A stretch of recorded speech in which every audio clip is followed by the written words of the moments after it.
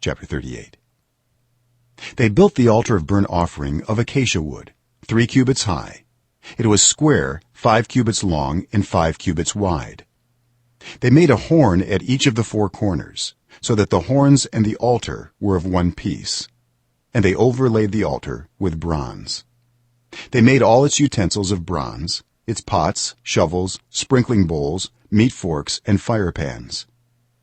They made a grating for the altar, a bronze network, to be under its ledge, halfway up the altar. They cast bronze rings to hold the poles for the 4 corners of the bronze grating. They made the poles of acacia wood and overlaid them with bronze. They inserted the poles into the rings, so they would be on the sides of the altar for carrying it. They made it hollow out of boards. They made the bronze basin and its bronze stand from the mirrors of the women who served at the entrance to the tent of meeting. Next they made the courtyard. The south side was 100 cubits long and had curtains of finely twisted linen, with 20 posts and 20 bronze bases, and with silver hooks and bands on the posts. The north side was also 100 cubits long and had 20 posts and 20 bronze bases, with silver hooks and bands on the posts.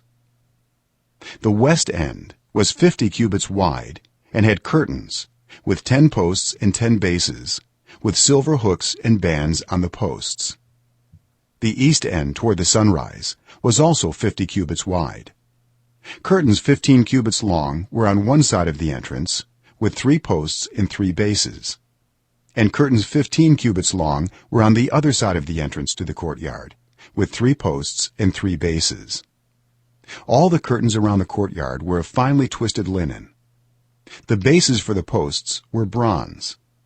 The hooks and bands on the posts were silver, and their tops were overlaid with silver. So all the posts of the courtyard had silver bands. The curtain for the entrance to the courtyard was made of blue, purple, and scarlet yarn and finely twisted linen, the work of an embroiderer. It was 20 cubits long, and like the curtains of the courtyard, 5 cubits high, with 4 posts and 4 bronze bases.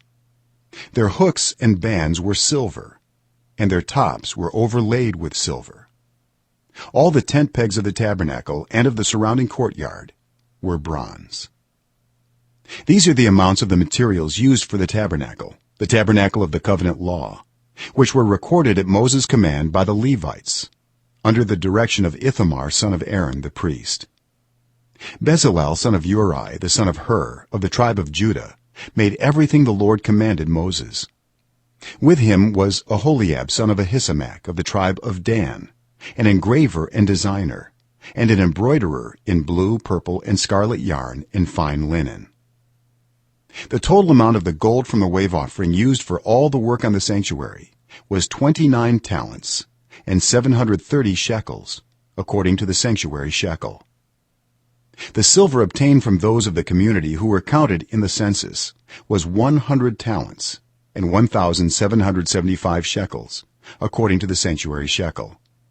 1 beka per person, that is half a shekel, according to the sanctuary shekel, from everyone who had crossed over to those counted, 20 years old or more, a total of 603,550 men. The 100 talents of silver were used to cast the bases for the sanctuary and for the curtain, 100 bases from the 100 talents, 1 talent for each base. They used the 1775 shekels to make the hooks for the posts, to overlay the tops of the posts, and to make their bands. The bronze from the wave offering was 70 talents and 2400 shekels. They used it to make the bases for the entrance to the tent of meeting, the bronze altar with its bronze grating and all its utensils, the bases for the surrounding courtyard, and those for its entrance, and all the tent pegs for the tabernacle, and those for the surrounding courtyard.